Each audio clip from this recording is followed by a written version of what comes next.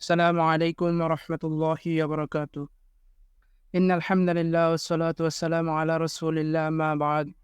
فأعوذ بالله من الشيطان الرجيم. بسم الله الرحمن الرحيم.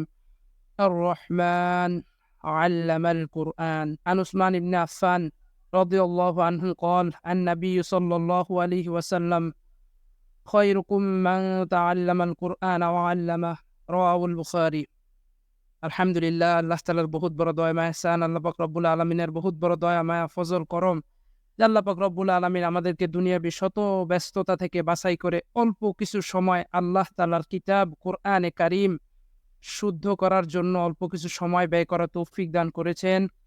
এই জন্য সবাই দিল ও দিলের অন্তঃস্থল থেকে শুকরিয়া আদায় করি আলহামদুলিল্লাহ।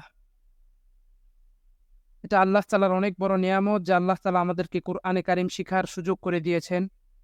অনেক বড় একটা নিয়ামত। আর নিয়ামত পেলেই আমাদেরকে শুকরিয়া আদায় করতে হবে, এটাই আমরা জেনেছি। লা ইন শাকারতুম লা আযীদান্নাকুম। বান্দা আমার নিয়ামত পাবে আর নিয়ামতের শুকরিয়া আদায় করবে। তো আমি ভূমিকাতে যে আয়াতটা তিলাওয়াত করেছি, আর রহমান আল্লামাল কোরআন, সবার এটা জানা আছে, মুখস্থ আছে অনেকের, যে সূরা রহমানের প্রথম দুইটা আয়াত আল্লাহ তাআলা বলতেছেন আর রহমান, তিনি রহমান, আল্লামাল কোরআন, যিনি কোরআনকে শিক্ষা দিয়েছেন। প্রথম কথা হচ্ছে তাফসীর কারকগণে আল্লামা বাক্য দিয়ে সূচনা করার অর্থর মানে ব্যাখ্যা করেছেন যে রাসূলুল্লাহ সাল্লাল্লাহু আলাইহি ওয়াসাল্লাম কে উদ্দেশ্য করে এটা বলা যে তিনি রহমান, যিনি কোরআন শিক্ষা দিয়েছেন, যে আল্লাহর, যাতে কাফেররা এই দাবি করতে না পারে যে কোরআন আল্লাহর রাসূলের তৈরি। এজন্য বলে দিয়েছেন আল্লামাল কোরআন, আল্লাহ কোরআন শিখিয়েছেন, রাসূলুল্লাহ সাল্লাল্লাহু আলাইহি ওয়াসাল্লামের রচয়িতা নয়। এই শিক্ষা একমাত্র আল্লাহ তাআলা দান করছেন। এই কোরআন হচ্ছে দুনিয়া ও আখিরাতের সকল প্রকার কল্যাণের ভান্ডার। সাহাবায়ে কেরাম এই কোরআনকে গ্রহণ করছে, এই কোরআনকে বুকে লাগাইছে, এই কোরআনকে ধারণ করছে। এইজন্য আল্লাহ তাআলা তাদেরকে এমন একটা মর্যাদা দিছে, যেই মর্যাদা আর কখনো দুনিয়ায় আর কোনো দিন কেউ এই মর্যাদা পাবে না। রাদিয়াল্লাহু আনহুম ওয়া রাদু আন। আল্লাহ তাআলা তাদের উপর রাজি খুশি হয়ে গেছে। সেই কোরআনকে শিখতে, পড়তে, বিশুদ্ধ করার জন্য আমাদের আজকে এই সাদাকাতুল খায়র লিল উম্মাহে একত্রিত হওয়া। আলহামদুলিল্লাহ, ধারাবাহিকতা এটা পঞ্চম ব্যাচ। তো এখন আমাদের অনেক প্রশ্ন আসতে পারে যে আমরা কুরআনে কারীম কেন পড়ব? এইজন্য আল্লাহ তাআলা বলতেছেন, দেখেন, যালিকাল কিতাবু লা রাইবা ফীহি হুদাল লিল মুত্তাকিন। এটা সেই কিতাব যেখানে কোনো সন্দেহ নাই আর মুত্তাকিনদের জন্য রয়েছে হিদায়াত।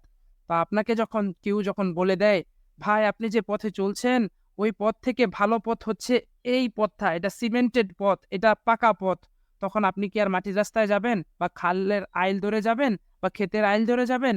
না, আপনি কিন্তু ওই সিমেন্টেড পথটা দিয়ে যাবেন। তো আল্লাহ তাআলা কুরআনে কারিমে বলে দিয়েছেন হুদাল লিল মুত্তাকিন, এখানে মুত্তাকিনদের জন্য হিদায়াত। তাহলে আমি কেন যাব অন্য পথে? তো এইজন্য আমার এই পথ রাস্তা জানতে হবে। এইজন্য আমরা কুরআনে কারিম পড়ব। দেখেন, এই হিদায়াত একমাত্র আল্লাহ তাআলার হাতে। দুনিয়ার কারো হাতে আল্লাহ তাআলা হিদায়াত দেন নাই। এই হিদায়াতের মালিক আল্লাহ তাআলা। আপনি যখন একটা জিনিসের মালিক হন, তখন আপনি বলতে পারবেন, এটা সবচেয়ে সুন্দর ব্যাখ্যা দিতে পারবেন আপনি। আপনি ধরেন একটা টুপির মালিক, আজকে টুপিটা ধরেন ১ মিনিট খুঁজে পাচ্ছেন না। আপনি বলতে পারবেন যে কোথায় রেখেছিলেন। ঠিক আল্লাহ তাআলা হিদায়াতের মালিক। আল্লাহ তাআলা কিন্তু কোরআনকে হিদায়াতের পথ বলে দিছে যে ওয়ায়াতুনাকা বিমাসালিন ইল্লা জি'নাকা বিল হাক্কি ওয়া আহসানা তাফসীরা। তোমার কাছে যত সমস্যা নিয়ে চলে আসুক, আমি এর সঠিক সমাধান নিয়ে, সুন্দর ব্যাখ্যা নিয়ে তোমার কাছে চলে আসব। এই কোরআন হচ্ছে সমস্যা সমাধানের ব্যাখ্যা। এই কোরআনকে আমরা পড়ি না আজকে বিদায় আমরা এই কোরআন থেকে দূরে সরে যাওয়ার কারণে আমরা সমাধানের ব্যাখ্যা গুগলে সার্চ করি, আমরা সমাধানের ব্যাখ্যা ইউটিউবে সার্চ করি, আমরা সমাধানের ব্যাখ্যা ফেসবুকে সার্চ করি, আমরা সমাধানের ব্যাখ্যা শিক্ষককে জিজ্ঞেস করি। অথচ আল্লাহ তাআলা বলে দিচ্ছে এই সমাধানের ব্যাখ্যা আছে কোরআন কারীম। এই কোরআনে কারীম যদি আমরা জানতে পারি, কোরআনে কারীম শিখতে পারি, তাহলে সমাধানের ব্যাখ্যা আমি এখান থেকে জানতে পারবো। আবার অনেকে আমরা বলি যে কোরআনে কারীম অনেক কঠিন ভাষায়, আমাদের পড়তে পারি না, আমাদের মুখে ভাষা বাজে। কিন্তু অন্তত আল্লাহ তাআলার হুকুমের দিকে দেখি। আজকে আল্লাহ তাআলার হুকুম জানলে আমরা এই কথা বলতাম না। আল্লাহ তাআলার হুকুম দেখি, সূরা কমার ২৯ নম্বর পারায় সূরাটা আছে, ১৭ নম্বর আয়াতের দিকে আল্লাহ তাআলা কি বলে দেখেন, ওয়ালাকাদ ইয়াসসারনাল কুরআনা লিয-যিকরি ফাহাল মিন মুদ্দাকির। আরে আমি তো কুরআনকে সহজ করে দিয়েছি উপদেশ গ্রহণ করার জন্য। অতএব কোন উপদেশ গ্রহণকারী আছো কি? কি সুন্দর করে আল্লাহ তাআলা বলছে এই কুরআনকে আমি সহজ করে দিছি। অথচ আমরা কুরআন থেকে বিমুখ আছি। কুরআন থেকে বিমুখ থাকার কারণ একমাত্র শয়তানের ধোঁকা। এই শয়তানের ধোঁকা দিয়ে শয়তান আমাদেরকে এসব থেকে দূর করতেছে। যে আমরা যাতে কোরআনের কাছে না আসতে পারি, কারণ কোরআনের কাছে আসলে আমি সমস্যার সমাধান সব পেয়ে যাব, কিন্তু শয়তান তো চায় না আমার সমস্যার সমাধান হয়ে যাক। আমার সমস্যা যদি সমাধান হয়ে যায়, আমি তো আল্লাহ তাআলার কাছে আর চাইবো না। এই কোরআন তেলাওয়াত খুবই গুরুত্বপূর্ণ একটা জিনিস। আমাদের জীবনের সাথে অন্য কিছু লাগুক না লাগুক, যদি কোরআনে কারিম লেগে যায়, এই কোরআনে কারিম তেলাওয়াতের অনেক ফজিলত। মুসনাদে আহমদ বিরাট বড় একটা হাদিসের কিতাব, ২১,৬৪২ নম্বর হাদিসে বলতেছেন আল্লাহ রসুল যে তোমরা বেশি বেশি কোরআন পাঠ করো, কারণ এই কোরআন পাঠকের জন্য কিয়ামতের দিন সুপারিশ করবে। একবার চিন্তা করেন কিয়ামতে কি অবস্থান হবে আমাদের, ওই অবস্থানে কোরআন আমাদেরকে ওইখান থেকে বাঁচাবে। তারপর আমি যে ভূমিকায় যে হাদিসটা তেলাওয়াত করছি, উসমান ইবনে আফফান রাদিয়াল্লাহু তাআলা আনহু হইতে বর্ণিত, রাসূলুল্লাহ সাল্লাল্লাহু আলাইহি ওয়াসাল্লাম বলেন যে সর্বোত্তম সেই ব্যক্তি যে কোরআন শিখে এবং অপরকে শিখায়।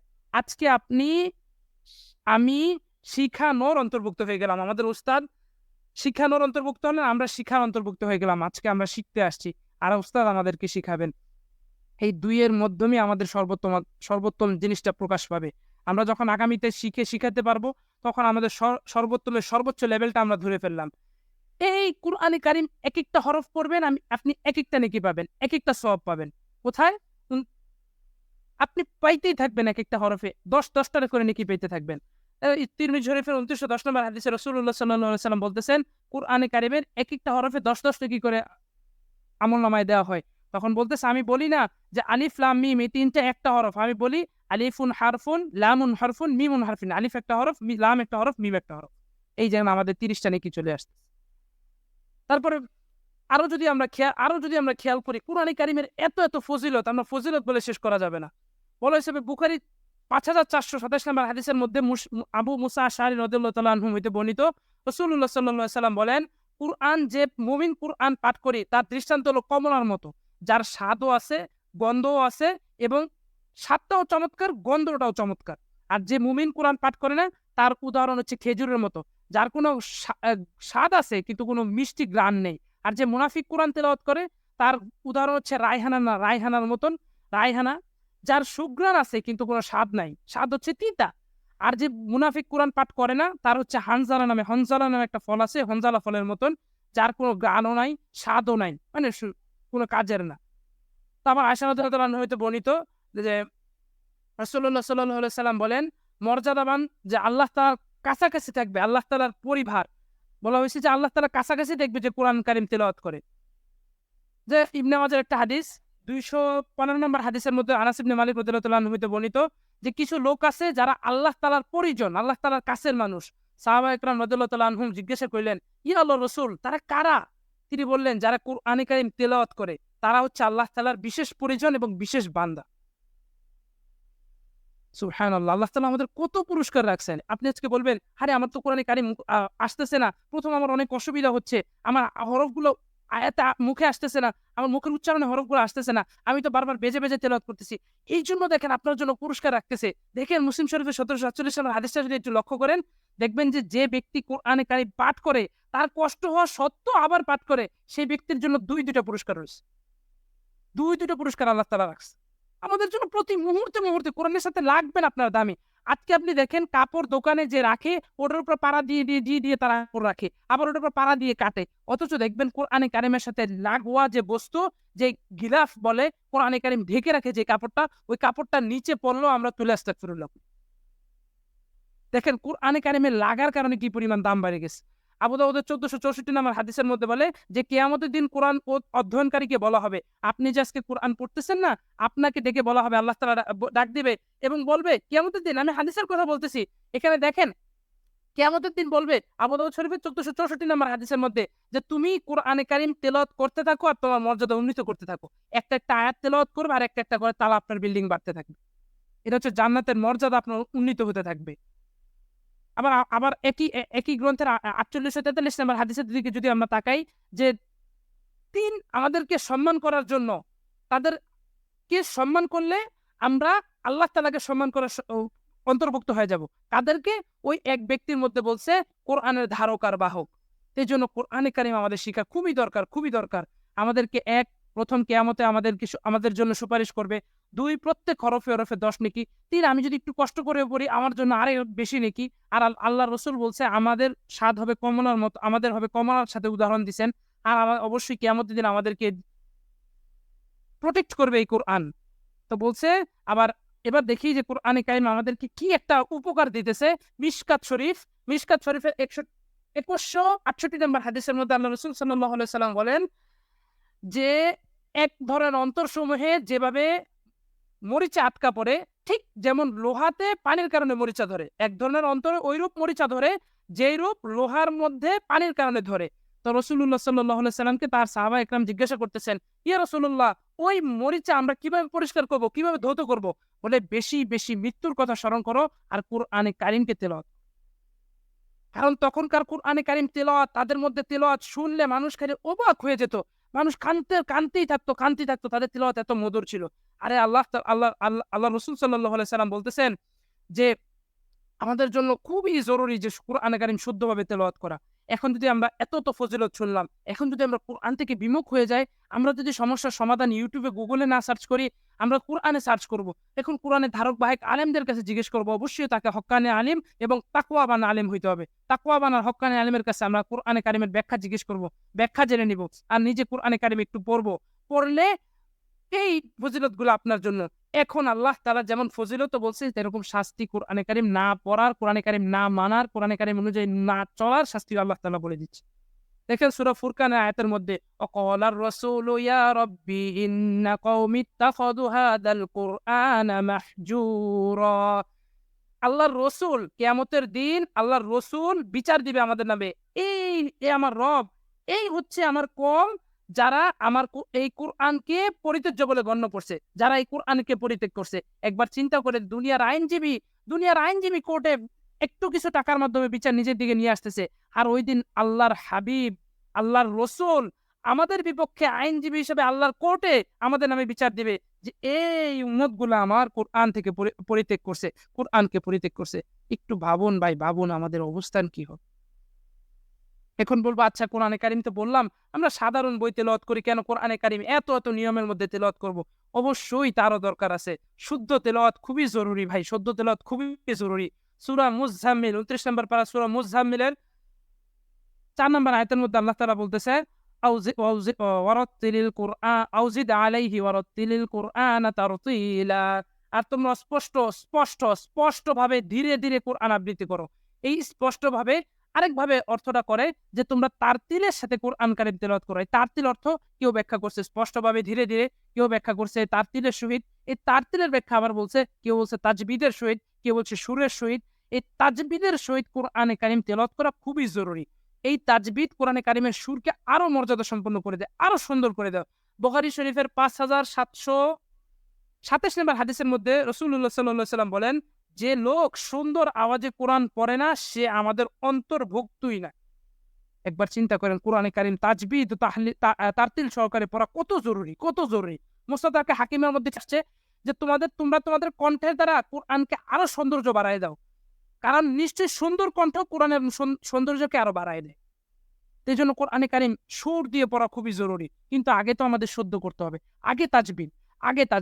সেই তাজবিদকে যদি আমি মজবুত করতে পারি, তারপর তো সুর আমার কাছে, তারপর আমরা বিভিন্ন সুর শিখতে পারবো। তারপরে ইবনে মাজাহ শরীফের হাদিসের দিকে তাকাই, আল কোরআনকে সবচেয়ে সুন্দর আওয়াজে পাঠকারীদের মধ্যে এমন কিছু ব্যক্তি রয়েছে যাদেরকে দেখলে আমার মনে আল্লাহর ভয় তৈরি হয়। কারণ আমরা দুনিয়ার সামান্য কারীদের তেলাওয়াত শুনলে মাঝে মাঝে আমাদের কি অবস্থা হয়, যদি অর্থসহ তেলাওয়াত শুনে আমাদের মাঝে মাঝে মনে একটু হলেও আঘাত হানে, মনটা ভারাক্রান্ত হয়, আমি কি করতেছি। ঠিক ওইরকম ব্যক্তিদের তেলাওয়াত শোনার কথা বলছে, যে তুমি ওইরকম ব্যক্তিদের তেলাওয়াত শোনো যাদের আওয়াজ শুনলে তোমার মনে আল্লাহর ভয় পয়দা হয়। আমাদেরকে এইভাবে কোরআন শিখতে হবে, এইভাবে কোরআন পড়তে হবে। তার আগে তাজবিদ শক্ত করা জরুরি। এই তাজবিদ শক্ত করার জন্য আমাদের দায়িত্ব, আমাদের উস্তাদ আপনাদেরকে তাজবিদ শক্ত করে দিবেন। তাজবিদ সম্পর্কে এই 25 দিনের কোর্স। আপনি চাইলেও কোরআনে পড়তে পারতেছেন না, তার একমাত্র কারণ শয়তান। আপনি চাইলেও কোরআনের কাছে যেতে পারছেন না, তার একমাত্র কারণ শয়তান। এই কোরআনে কারীম আল্লাহ তাআলা তাকে ওই সুযোগ দিয়েছে যে আপনি মানুষের রন্ধে যে আমাদেরকে ধোঁকা দিবে। ওয়ালা ইয়াতুনাকা বিমাসালিন ইল্লা জিতনাকা বিল হাক্কি ওয়া আহসানা তাফসীরা। এই যে আয়াতটা যখন পড়ছি, যে আয়াত কি, তোমার কাছে যে কোনো সমস্যা নিয়ে আসুক, আমি তার সমাধান নিয়ে হাজির হব। ঠিক আল্লাহ তাআলা যেমন আমাদেরকে সমাধান করে দিচ্ছেন, সুবহানাল্লাহ, আল্লাহ তাআলা আমাদের সমাধান করে দিচ্ছেন। দেখেন যে শয়তান আমাদেরকে ধোঁকা দিবে, আল্লাহ তাআলা আবার বলে দিচ্ছেন, দেখেন فإذا قرأت القرآن فاستعذ بالله من الشيطان الرجيم। যখন তুমি কোরআনে কারীম পড়বে, তখন আল্লাহ তাআলার কাছে এই বিতাড়িত শয়তান হইতে পানা চাও। তার মানে আমাদেরকে আল্লাহর কাছে পানা চাইতে হবে। কি পড়তে হবে? আল্লাহ তাআলাই বলে দিচ্ছে, ফাস্তাইজ বিল্লাহ, আউযু বিল্লাহি মিনাশ শাইতানির রাজিম। এজন্য সবাই এখানে একমত, কোরআন কারীম পড়ার আগে অবশ্যই আউযু বিল্লাহ পড়তে হবে। কারণ এটা আল্লাহ তাআলার হুকুম। এটা আমাদের কোনো সাধারণ মানুষের হুকুম না। আল্লাহ তাআলা এই হুকুম নির্ধারণ করে দিছে। ভাই, এখন আপনার কথা, আমি তো শত বছর চেষ্টা করতেছি, কিন্তু কোরআনে কারীম তো আমি এখন আয়ত্ত করতে পারলাম না। আপনি ভাই কত চেষ্টা করছেন, আমি জানি না আমার কত চেষ্টা। আমি আর এক আমার মুরুব্বি, আমার এক চাচাকে, আমার এক এলাকার লোককে দেখছি, উনি কি পরিমাণ এই কোরআনের বিষয়ে মেহনত করছে। উনার অবস্থা ছিল যে উনি ৭০ বছর পার হয়ে যাওয়ার পর, ৭০ বলব না, ৭৯ পার হয়ে যাওয়ার পরে বুঝতে পারছেন যে কোরআনে কারিমের মহত্ব বুঝতে পারছেন, যে এটা পড়ার গুরুত্ব বুঝতে পারছেন। তখন এর আগে অন্য ছিল, এখন এসে যখন বুঝতে পারছেন দেরিতে, তখন তো ওনার এমন এক অবস্থা হইছে, তার মুখে দাঁত মাত্র গুনতে গেলে ১৪ থেকে ১৬টা তার মুখে জিহ্বা বের হয়ে যায়। একদিন আমার সাথে দেখা, উনি মাদ্রাসার বারান্দায় দাঁড়ায় আছে। মাদ্রাসার বারান্দায় দাঁড়ায়া এপার থেকে এপার যাইতেছে, আর ছাত্রদের কোরআন তেলাওয়াত দেখতেছে আর মুখ নাড়তেছে। তা আমি একদিন নিজে দিয়ে যাওয়ার সময় জিজ্ঞেস করতেছি, আরে চাচা, আপনি মাদ্রাসায় দাঁড়ায় এখানে কি করেন? উনি বলতেছে, আমি তো কোরআন তেলাওয়াত করতে পারি না। তো যতটুকু মানে কোরআন তেলাওয়াত করতে উনি পারে, শুদ্ধ না। তখন বলতেছে, আমার তো আল্লাহ তাআলা ওই সুযোগ এখন তো আর নাই, কারণ আমার তো দাঁত নাই। আমি যদি উচ্চারণ করতে যাই, আমার দাঁতের ফাঁকাতে জিহ্বাটা দৌড় দেয়। তো আমি বলতেছি, তো আপনি এখানে বসে কি করতেছেন? বলে, ওই যে ছাত্রদেরতে শুনে একটু দেখি সূরা ফাতিহাটা একটু শুদ্ধ করতে পারি কিনা। এই দেখেন ফিকির। এই যে মুরুব্বি ৭৯ বছর বয়সে, এক পা অলরেডি কবরে চলে গেছে। এখন আল্লাহ তাআলা উনাকে দুনিয়া থেকে বিদায় করে নিয়ে গেছেন এই গত রবিবার। তাকে আল্লাহ তাআলা জান্নাতবাসী করুক। আসলে খুব মনে পড়ে ওনাদের কথা, ওনাদের নসিহত, মুরুব্বিদের নসিহত আসলে খুবই দামি নসিহত। নসিহত করেছিলেন, দেখেন যে বলতেছে, আরে কোরআন তো একটাই আল্লাহ তাআলার কালাম, একটাই তো শিখতে বলছে, একটাই তো দিছে বই। আরে বাংলাদেশে যে এত মানুষ আইন চালায়, কত শত বই পড়ে। আর আল্লাহ তাআলা তো একটা কোরআনই আইনের কিতাব বানাইছে। ওই একটা কোরআন আমি শিখতে পারলাম না। আমি জিন্দেগিতে কি করলাম? উনি যখন এগুলা বলতো, তখন আসলেও সামনে বসা মানুষগুলো অবাক হয়ে তাকায় থাকতো। কি বলে কাকায়? কিন্তু ওই শয়তান, যেই মজলিস থেকে মুখটা ফেরাবে, ওই শয়তান আবার ধরে বসছে। ওই শয়তান তো আমাদেরকে বিরত করেছে। তো এবার থেকে আপনি যেমন কোরআনে কারিম পড়ার চেষ্টা করবেন, তার পাশাপাশি সবসময় দেখবেন আলেমরা বলেন, দোয়া, চেষ্টা, এই ২ টা আপনার খুব দরকার। দোয়া, চেষ্টা। আর একটা বলে দাওয়া, মানে কিছু খরচ করা, কিছু সদকা করা। তো কিছু সদকাও করবেন যদি আপনাদের সামর্থ্য থাকেন। আর যেহেতু আপনারা কোরআনে কোর্স কিনছেন, এই যে যেই টাকা খরচ করতেছেন, আসলে যাদের সামর্থ্য নেই তাদেরকে বলতেছি না। কিছু মানুষ আজকাল কোরআনে কারিমের পিছনে খরচ করতে এত বেশি দ্বিধাবোধ করে। আপনি এটা চিন্তা করতেছেন, আপনি এটা চিন্তা করেন, আমি কোরআনের পিছনে খরচ করতেছি, কি পরিমাণ আমার ফজিলতটা আসবে, উল্টা ব্যাক দিবে আল্লাহ তাআলা। আর প্রতিটা জিনিস তো আল্লাহ তাআলা প্রতিদান দিতেছেন। এটারও তো প্রতিদিন একসময় আল্লাহ তাআলা দিবেন। তো এইজন্য কিছু সদকা করার চেষ্টা করবেন। আমাদের এখানে না, সদকা আপনি বাহিরে করেন, আল্লাহর ঘরে করেন। করে আল্লাহ তাআলার কাছে চান যে, আল্লাহ, এতদিন তো আমি বুঝি নাই, আমি তো এতদিন জানতাম না। আপনি তওবা করে ফিরে আসেন। আল্লাহ, আমি এতদিন জানতাম না। আমি তো আপনার কোরআন থেকে বিমুখ ছিলাম। আজকে থেকে আমি নিয়ত করতেছি, আজকে থেকে আমি কোরআন শিক্ষা শুরু করব। আপনি আমার মৃত্যু জীবন যতদিন আছে কোরআনের সাথে লাগায় রাখেন। আরে ওই বান্দাকে আল্লাহ তাআলা পছন্দ করেন, যেই বান্দা আল্লাহ তাআলার কাছে চায়। আল্লাহ তাআলা বলতেছে, আমি আমার বান্দাগুলো এখন এমন চাওয়া বন্ধ করে দিয়েছে, আমি এমন একটা জাতি ধ্বংস করে দিয়ে এমন একটা জাতি তৈরি করতাম, যে বিকালে গুনাহ করবে, সকালে উঠে মাফ চাবে, সকালে গুনাহ করবে, বিকালে উঠে আমার কাছে চাবে। আরে রব তো এটা পছন্দ করেন। আপনি দেখেন, আল্লাহ তাআলা বলতেছেন, রাতের এক অংশে আল্লাহ তাআলা প্রথম আসমানে চলে আসেন। বলে, এই বান্দারা, কি আজকে আমার কাছে সুস্থ হতে চাবে, আমি তোমাদেরকে সুস্থ করে দিব। কি আমার কাছে তার জরুরত বলবে, তোমার জরুরতগুলো পূরণ করে দিব। অথচ আমরা বান্দা ঘুমায়ে থাকি। আপনারা কি করেন আমি জানি না, আমি ঘুমায়ে থাকি। আমি বান্দা বুঝতেছি না ওই সময়ের ফজিলত। ওই সময়ের ফজিলতটা আমি বুঝতেছি না। ওই সময়টা আল্লাহ তাআলা আইসা আমাদের কাছে বলতেছে। অথচ আমরা আল্লাহ তাআলার কাছে চাইতেছি না। আপনি চান না আল্লাহ তাআলার কাছে, আল্লাহ তাআলা আপনাকে কোরআনের জ্ঞান দিয়েই দিবে। এইজন্য একমাত্র উপায় আল্লাহ তাআলার কাছে চাওয়া। আল্লাহ তাআলার কাছে চাইতে হবে। এখন কথা পিছনে আমি যা করছি, যেভাবে করছি, যা কিভাবে করছি, কোরআন থেকে বিমুখ ছিলাম, যা ছিলাম, যেমনে ছিলাম, কোনো কিছু জানি না। আজকে থেকে আমি কোরআনের মধ্যে ফিরে আসবো। আজকে থেকে আমি ফিরে আসবো। এই ফিরে আসার ফজিলত কি দিতেছে আল্লাহ তাআলা? দেখবেন সূরা ফুরকানের মধ্যে আছে, ইল্লা মান তাবা। যখন বান্দা তওবা করে, ও আমানা, ঈমান আনে, ও আমিলা আমালান সলিহা, এবং ভালো কাজ করে, মানে সৎ কাজ করে, ফাউলাইকা ইউবাদদিলুল্লাহ, ইউবাদদিল অর্থ পরিবর্তন করে দেওয়া, পরিবর্তন করে দেয় সাইয়্যাতিহিম, খারাপ কাজগুলো হাসানা, ভালো কাজে। এখন খারাপ কাজ ভালো কাজ কবে? নেক বদ আমলগুলো নেক আমলে পরিবর্তন করে দিকে। একবার চিন্তা করে, আপনি তওবা করতেছেন, কোরআন থেকে ফিরে আসতেছেন, আপনার পিছনে যত গুনাহ আছে সবগুলো নেকিতে পরিবর্তন হয়ে যাচ্ছে। সুবহানাল্লাহ, সুবহানাল্লাহ, আমাদের জন্য সুযোগ করে দিচ্ছে। আমরা এজন্য বলি, আমরা ছবির দিকে তাকাই। আমরা যদি একটু খেয়াল করি যে আমাদের ডান পাশে ২ ব্যক্তি আছে। দেখবেন আমাদের এক আ আমার আমার স্ক্রিনের দিকে আমার বাম দিকে আছে রাফি নামে একটি আইডি, আমাদের এক স্টুডেন্টের আইডি। আবার ডান দিকে আমাদের আরেক স্টুডেন্ট মোহাম্মদ ইরামের আইডি। আমরা ধরি আমাদের রাফি ভাই, যে ওই ভাই আমাদের বিগত বছরে গুনাহ করছে সে ৫,০০,০০০, আর আমাদের মোহাম্মদ ইরাম ভাই গুনাহ করছে ৫,০০০। আজকে আল্লাহ তাআলার কাছে ২ জনে একসাথে তওবা করল আল্লাহ তাআলার কাছে। বলল, আল্লাহ, আজকে তো আমি এতদিন ভুলের মধ্যে ছিলাম। এই ভুল থেকে আমাকে ফিরিয়ে আনেন। এই ভুল থেকে ফিরে আমি ফিরে আসছি। ওই জিনিস ছেড়ে দিছি। আজকে থেকে কোরআনের কারিমের পথে চলবো। আজকে দেখেন আল্লাহর ওয়াদা অনুযায়ী কি হবে? সে ভালো করে ঈমান আনলো, আমল করলো, ২ জনেই আমল করলো। এখন দেখেন আল্লাহর ওয়াদা অনুযায়ী কি হবে? তার সকল গুনাহগুলা নেকি দ্বারা পরিবর্তন হয়ে যাবে। এইবার খেয়াল করেন যে নেকি দ্বারা পরিবর্তন হয়ে গেলে রাফি ভাইয়ের ছিল ৫,০০,০০০ গুনাহ, ৫,০০,০০০ গুনাহ ৫,০০,০০০ নেকিতে পরিবর্তন হয়ে গেছে। আর ডান পাশে যে মোহাম্মদ ইরাম ভাই আছে, তার ৫,০০০ গুনাহ নেকিতে পরিবর্তন হয়ে গেছে। দেখেন, সেই যে সবচেয়ে বড় গুনাহগার ছিল, তওবার পরে সে সবচেয়ে বড় বুজুর্গ হয়ে গেছে। সুবহানাল্লাহ, সুবহানাল্লাহ। আল্লাহ তাআলা সুযোগ দিতেছে, আমরা নিতেছি না বান্দা। আমরা বান্দা অনেক দূরে সরে আছি। ভাই, আর কত আল্লাহ তাআলা সুযোগ দিবেন? আল্লাহ তাআলা কিন্তু ছাড় দেন, ছেড়ে দেন না। এজন্য সুযোগটাতে আমরা ফিরে আসি কোরআনের দিকে। আমরা আজকে যে ভাইরা আসছেন, আজকে আমাদের সিলেবাস পরিচিতি হবে। আগামীকাল থেকে একদম সঠিক ক্লাস শুরু হবে। আগামীকাল থেকে আমাদের দিন গণনা শুরু হবে। আপনারা আজকেও চাইলে আপনাদের মাহরাম বোনদেরকে, আমাদের নারী ব্যাচের দিকে, আর আপনাদের ভাইদেরকে, আপনাদের বন্ধুদেরকে, আপনাদের বাবা, চাচা, দাদা যাদেরকে আছে, যত পুরুষ আছে সকল পুরুষদেরকে আমাদের এই ব্যাচের দাওয়াত দিতে পারেন। এছাড়াও সামনের ব্যাচের দাওয়াত দিতে পারেন। এই ব্যাচেরও দাওয়াত দিতে পারেন। আর যত মাহরাম নারীদের আছে, নারীদেরকে, ভাই, বোন, খালা, মামা যারা আছে, খালু, খালা, মামি, যাদের কাছে, তারা আপনাদেরকে নারী ব্যাচের দিকে দাওয়াত দিতে পারেন। দাওয়াত দেন না ভাই, দাওয়াত দেন। আপনি দাওয়াতের সওয়াব পেয়ে যাবেন। আমাদের না, আপনি কুরআন শিক্ষার দাওয়াত দেন। আমাদের দাওয়াত দেওয়া লাগবে না। আপনি কুরআন শিক্ষার দাওয়াত দেন, কুরআন শিক্ষার দাওয়াত দেন। এখন আপনি দেখেন, শত প্ল্যাটফর্ম আছে, যেকোনো একটা প্ল্যাটফর্মে লাগুক না সে। এই সময় যার যেইটাতে সুবিধা হয় সে অন্তত কোরআনকে শিখুক, কোরআনের ছায়া আসুক। আল্লাহ তাআলা এর বরকতে তার জীবনকে রাঙায় দিবেন, রাঙায় দিবেন, রাঙায় দিবেন। আমরা তো ওই সাহাবীর মর্যাদা না যাইতে পারি, অন্তত তাদের পিছনে যদি চলতে পারি, একটা ছোট সাহাবীকেও যদি আমি অনুসরণ করি, আমার নাজাতের জন্য যথেষ্ট হয়ে যাবে। আপনারা আমাদের কাছে ওয়াদা করেন, আপনারা প্রত্যেকটা ক্লাস নিয়মিত একদম সময় মতো উপস্থিত থাকবেন, এবং যেইটুকু পড়া দেওয়া হবে ওইটুকু পড়া পড়ে আসবেন। ইনশাআল্লাহ তাজবিদ সহ কোরআন শিক্ষার দায়িত্ব আমাদের উস্তাদ নিবে। সর্বশেষ কথা, যে কোরআনে কারিম আল্লাহ তাআলা আমাকে দিবে, আমরা তো আল্লাহ তাআলার কাছে চাই না, আল্লাহ তাআলার কাছে চাওয়া বন্ধ করে দিছি। অথচ আল্লাহ তাআলা তাকেই ভালোবাসে যে আল্লাহ তাআলার কাছে চায়, আল্লাহ তাআলার কাছে হাত তুলে চায়, আল্লাহ তাআলার কাছে বলে। তো আমরা চাই না আমরা আমাদের তেলাওয়াতগুলো শুদ্ধ করার জন্য একটু আল্লাহর কাছে চাই না?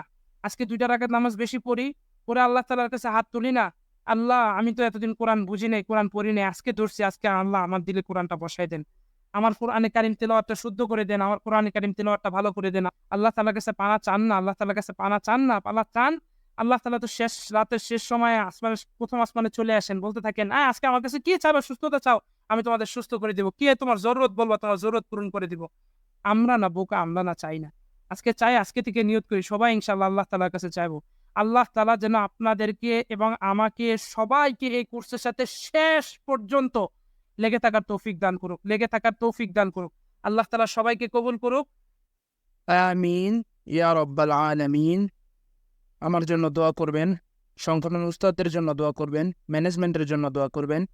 এই সংগঠনে যারা অর্থ, সময়, লোন, পরামর্শ দিয়ে যারা যেভাবে সাহায্য করতেছে, সবার জন্য দোয়া করবেন ইনশাআল্লাহ। আসসালামু আলাইকুম ওয়া রাহমাতুল্লাহি ওয়া বারাকাতুহু।